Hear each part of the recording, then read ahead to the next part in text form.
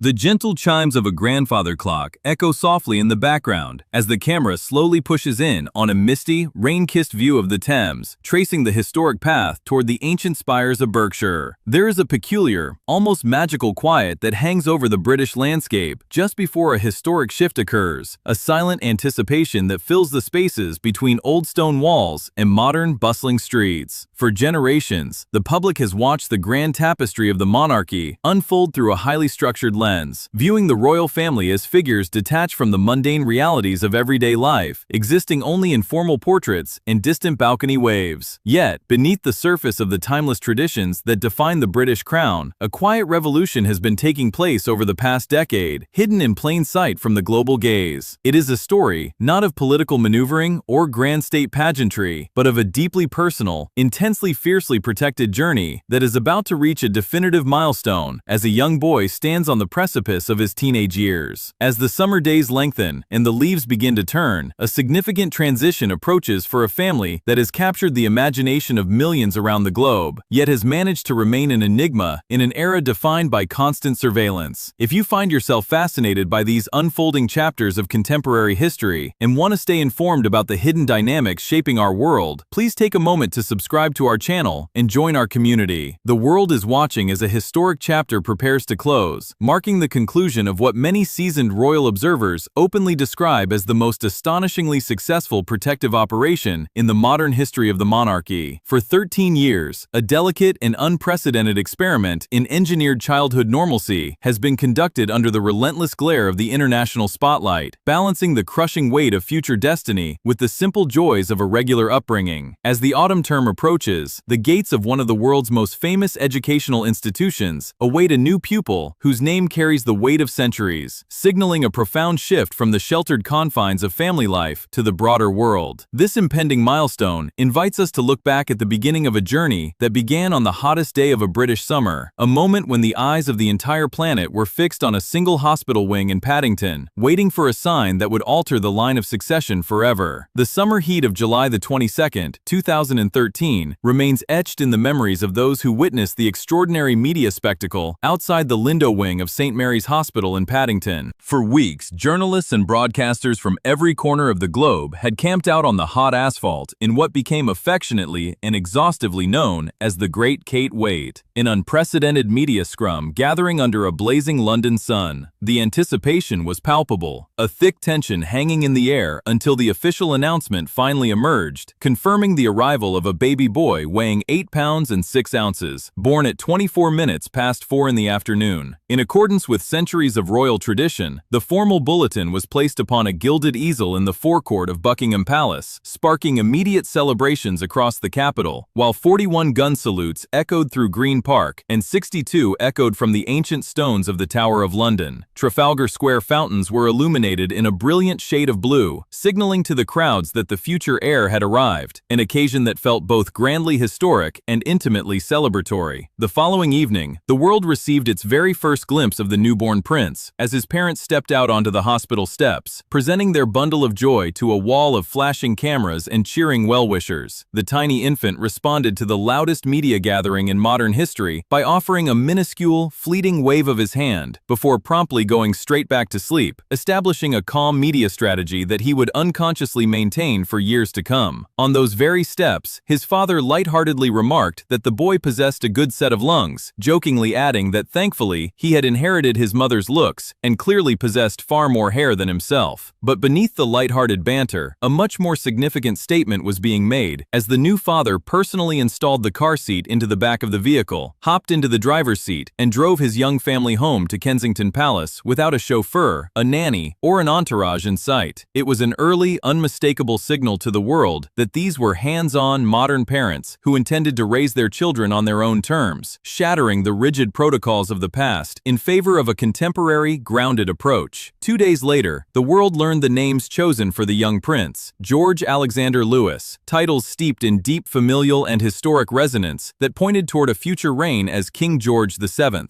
The name George paid direct homage to the late Queen's beloved father, George VI, while Louis honored the memory of Lord Mountbatten, the revered great-uncle whose tragic loss had profoundly impacted the family generations prior. As the months rolled by, the christening of the young prince further illuminated his parents' distinct philosophy, utilizing a tight-knit circle of trusted, lifelong friends from their university days at St. Andrews as godparents, rather than a roster of foreign royals and dignitaries. The reception featured a tier of the couple's original wedding cake, a rich, brandy-infused fruitcake meticulously preserved in a tin for years, a nod to traditional high society customs that require no freezing to retain their quality. The true test of this modern upbringing arrived during the toddler years, highlighted by a high-profile official tour to New Zealand and Australia in 2014, when the prince was a mere 8 months old. During a planned playdate with a group of local infants in Wellington, the young royal brought a wave of delightful chaos to the proceedings, crawling energetically across the room, playfully snatching toys from other children, and accidentally knocking over a little girl who happened to stand between him and his intended destination. The raw authenticity of the moment completely captivated the public, instantly turbocharging support for the monarchy across the region and earning the toddler the humorous nickname of the Republican Killer among seasoned political commentators.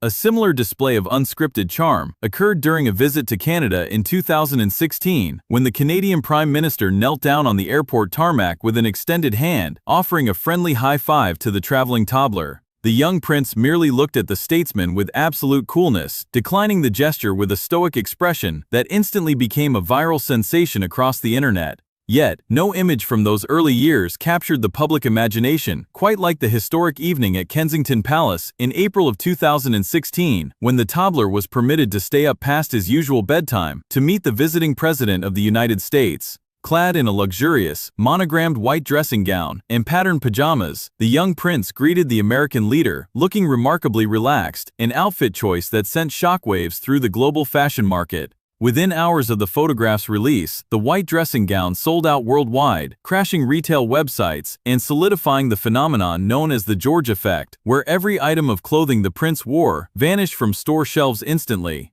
Whether it was smock shirts, knitted tank tops, or his signature knee-high hunting socks paired with formal shorts, the young royal's classic wardrobe drove an unprecedented boom in the British children's wear industry. Alongside these fashionable moments came a delightful subgenre of balcony photographs, capturing the young prince looking thoroughly unimpressed by the spectacular aerial displays of the Royal Air Force performing daring feats above Buckingham Palace. These images, while light-hearted, were the result of a meticulously planned and brilliantly executed media strategy designed to protect the children from the aggressive tactics of freelance paparazzi. The strategy traced its origins back decades to an agreement struck during his father's university years, where the palace offered structured photographic access at specific times in exchange for privacy during daily life. However, maintaining this boundary proved to be a constant battle, leading to a stark and serious confrontation in 2014, when the family's legal teams issued a direct warning to international photographers. An open letter detailed harrowing accounts of paparazzi hiding in fields, concealing themselves in the boots of blacked-out vehicles, and tracking the movements of staff to snap unauthorized pictures of the 2-year-old prince. One photographer went so far as to stock a rented car with food and entertainment, parking outside a children's play area to shoot through a small gap in the window with a long-range lens. Recognizing that total lockdown would only increase the financial value of illicit photos, the parents enacted a brilliant counter-strategy by flooding the market with beautiful, free, high-quality images taken on their own terms. Official portraits were released on every single birthday, often captured by the princess herself, alongside regular family photos at Christmas, Easter, and school milestones, effectively destroying the commercial value of invasive paparazzi photography. The brilliant neutralization of the paparazzi market marked a monumental turning point in the history of royal public relations, representing a stark and fascinating contrast to the media strategies employed by other members of the family. While some branches of the monarchy chose the path of total visual concealment, unintentionally manufacturing a curiosity gap that inadvertently drove up the financial bounty for an unpixelated image, the approach taken for the young prince ensured he could live an extraordinarily unburdened unburdened daily life. Because his official image was readily available, free, and of impeccable quality, the financial incentive for invasive photography evaporated completely, allowing him to attend school fairs, participate in neighborhood sports events, and go to ordinary birthday parties without an entourage of lenses trailing his every move. This meticulously engineered privacy laid the groundwork for his formal education, which began at the Westacre Montessori Nursery School near Anmer Hall in Norfolk, where he engaged in finger painting and famously performed the role of a sheep in a nativity play with great distinction. In September of 2017, he advanced to Thomas's Battersea in South London, an institution where the palace explicitly requested he be known simply as George Cambridge, entirely dispensing with formal Royal Highness titles in the classroom. On that monumental first day of school, images captured him walking hand in hand with his father, looking visibly nervous as any young child would, while his mother remained at home battling the severe, debilitating morning sickness that accompanied her pregnancy with his younger brother. His years in London were filled with a diverse array of activities, including formal ballet lessons that briefly sparked an international media incident when an American morning show host lightheartedly mocked the concept on television. The commentary was swiftly overwhelmed by an enormous avalanche of public outrage, from professional dancers, culminating in 300 performers staging a massive public ballet class in Times Square that forced an immediate, on-air apology. Throughout these formative years, the community of school parents maintained a fierce, absolute wall of silence around the family, ensuring that virtually no personal details or childhood squabbles ever leaked to the ravenous press pack. Observers frequently noted that despite their immense global responsibilities, at least one parent was always visibly present at every single sports match, music recital, and school orchestra performance, completely prioritizing the sanctuary of family life over public duties. As the family later transitioned to Windsor to ensure all three siblings could attend the same school, the prince enrolled at Lambrook, adapting his name to George Wales to match his father's elevated title. It was during these middle childhood years, around the age of 9 or 10, that he gradually became aware of the immense historical destiny awaiting him, having initially been told that formal portraits with the late monarch were simply special photos destined for his great-grandmother's mantelpiece. At Lambrook, his father recently revealed that the young prince had begun boarding a few nights a week, a gentle, carefully considered rehearsal for the significant step that would follow his successful completion of the highly competitive common entrance examinations. This brings the narrative directly to the historic spires of Eton College, the legendary institution founded in 1440 by Henry VI,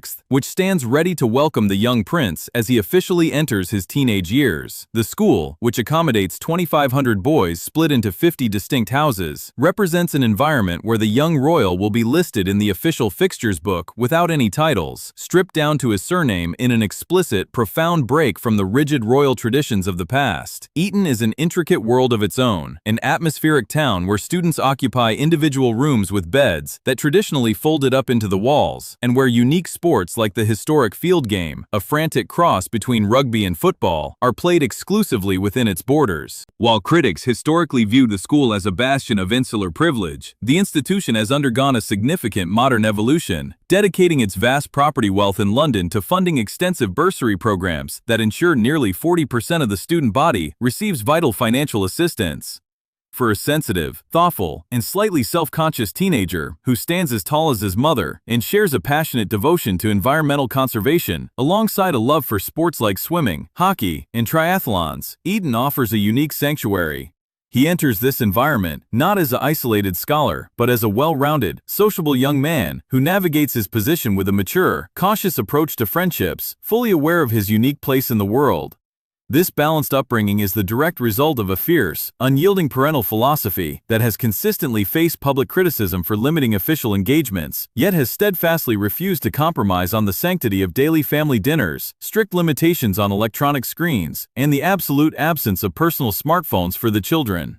Close friends of the couple have explicitly stated that the overarching goal of this modern approach was nothing less than raising the very first generation of untraumatized royal children in contemporary history, deliberately breaking a multi-generational cycle of public family discord. This resilience was tested in the most profound way possible, as the family navigated the immense emotional weight of their mother's recent cancer diagnosis, chemotherapy treatments, and long road to recovery.